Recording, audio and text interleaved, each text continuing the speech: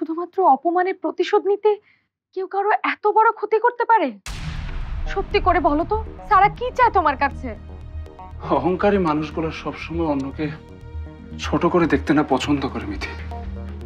আর যখন কেউ তাদের ওই হিংস্র চেহারাটা প্রকাশ করে, তারা পশুর মতো হয়ে যায়।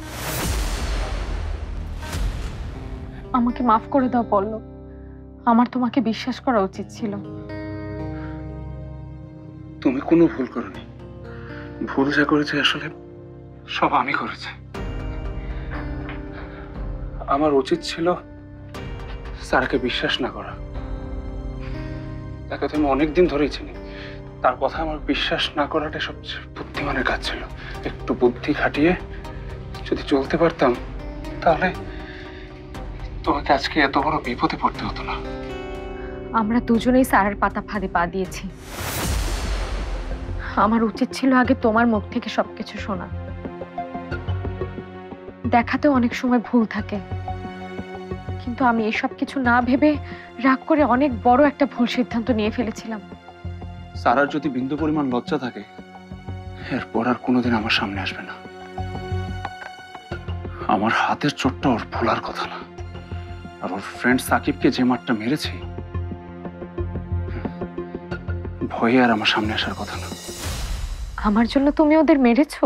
ওয়ালটন বিএলডিসি ফ্যান, খরচ বাঁচে 65% পর্যন্ত। ওয়ালটন বিএলডিসি ফ্যান ছড়ায় স্বস্তির সবুজ হাওয়া। মারতে আর পারলাম কই, তোমাকে খুঁজতে বেরিয়ে গেলাম। তা না হলে ওদের হাত পা ভেঙে আমি এক করে দিতাম। এতদিন তো ফিল্মের হিরোদের দেখেছি, আর আজকে রিয়েল হিরোকে দেখলাম। আর তুমিও সাকিবকে যেভাবে মেরে পালিয়েছো, অন্য কেউ হলে তো আর এই সাহসই দেখাতো না। আমি তো একসময় ভেবেছিলাম মরেই যাব। আর কোনো বিপদ আসতে দেব না আমি তোমার উপর। আমি জানি, আমি যে কোনো বিপদে পড়ি না কেন, তুমি আমাকে উদ্ধার করতে আসবে।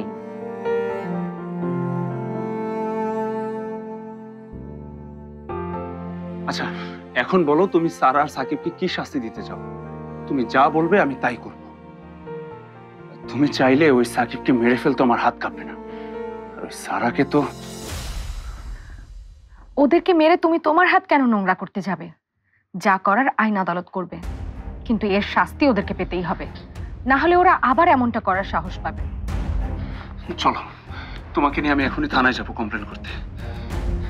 তুমি রেডি হও। আগে মামার সাথে দেখা করে আসি, আর পাভেলটাও স্কুলে গেল কিনা দেখে আসি একবার।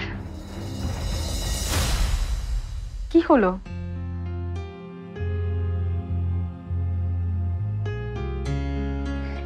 তুমি আমাকে ছেড়ে কখনো যেও না মিথি।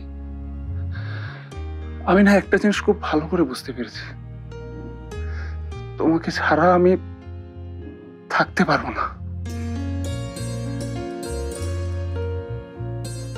ঠিক আছে, আর কোথাও যাব না, কথা দিলাম।